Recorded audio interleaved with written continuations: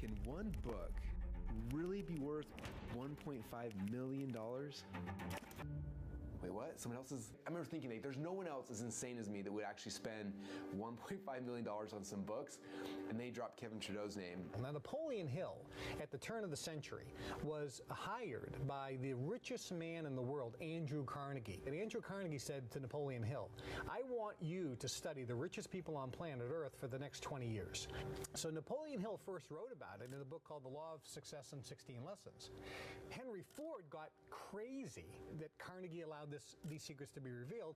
He got the book squashed and all the real secret information edited out.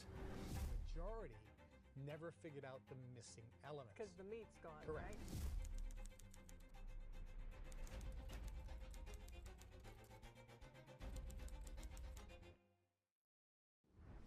If you can find the secret in the book, you can have anything you want. The greatest book on success that's ever been written.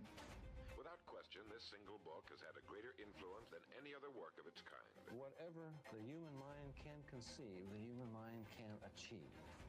It is the power to take possession of your own mind and direct it to whatever ends you may desire. I would visualize things coming to me that I want. Just decide, and then from that point, the universe is going to get out your way. So you see him turn into a lot of books like The Secret, books from Tony Robbins. The origin of that material is nearly 100 years old, which was written in 1925 by Napoleon Hill. I knew that I had drawn that into my life, and it changed the way I thought about my life forever. You are creating that law of attraction, and it will become reality. But all success begins with a clear picture in your mind of precisely what you want from life. Now, all these people were involved in secret societies, by the way, including Henry Ford, Thomas Edison, Firestone. At the time, all the rich people, J.P. Morgan, the banker, were all involved in various secret societies. And they had virtual, secret knowledge on how to use the law of attraction, which was kept secret from the masses. Carnegie secretly hired Napoleon Hill. He was the first breakaway, and he wanted the average person to know this information. I was on eBay and I found something really, really cool that I wanted to buy. There's no more expensive, there's no better, there's no more unique piece on this planet for Napoleon Hill than the first edition Laws of Success. It was published 3 years before the actual Laws of Success books came out, and there's only one on this planet. I was like, oh, like I want it so bad, but like $1.5 million, like $1.5 million. It's like, is that worth it for some old books?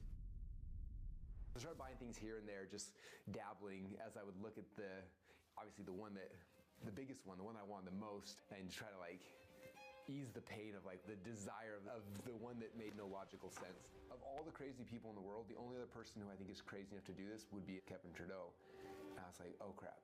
Now there's a timeline. Now it's not just, I'm gonna buy it in 10 years from now when I can afford it. Now it's like, if I don't buy it now, it could be gone forever.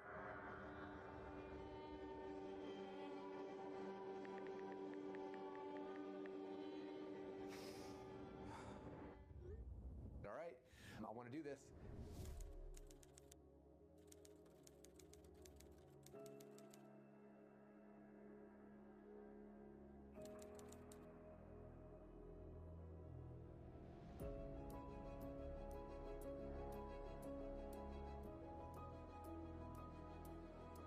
A group of people came to me, and I got inducted into the organization called the Brotherhood back in the 70s, which is like Skull and Bones. Sounds very Da Vinci Code. Well, it's like hey, the Skull and Bones is at Yale. Yeah. We know that's a secret society. The Freemasons are a secret society. The Bilderberg Group is a secret society. These are all not so secret anymore. What goes on inside them are still secret. You both were members of Skull and Bones, a secret society at Yale. What does that tell us? Not much, because it's a secret. You were both in Skull and Bones, the secret society. It's so secret we can't talk about it. Because when you're in, you actually learn how to, we call it manipulating energy. Another way to say it is you're taught how to use your brain and focus your frequency vibration to create in life what you want. I learned secrets from this organization, and I applied it, and it made me millions of dollars before I was 18. And I applied it and made billions over the next few years. And I actually left that organization in 1999.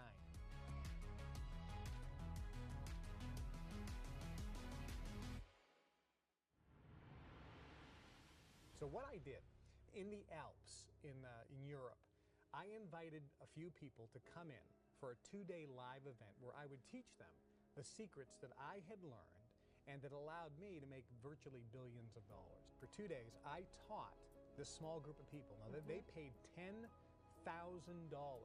per person for 2 days to come to learn the secret behind the secret, or the missing key. So they came and I recorded this information on a CD series, and that's what this is called, Your Wish is Your Command, How to Manifest Your Desires. The people that came in generally were familiar with the law of attraction and the secret, but none of them had any success because there's a missing element.